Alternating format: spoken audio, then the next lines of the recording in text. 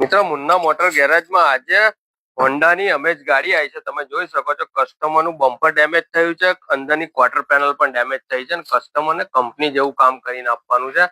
જોઈ શકો છો તમે મારી રીલ્સ.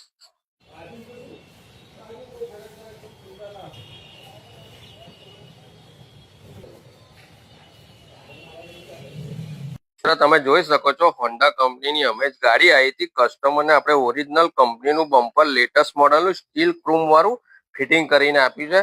જોઈ શકો છો તમે મારી રીલ્સ.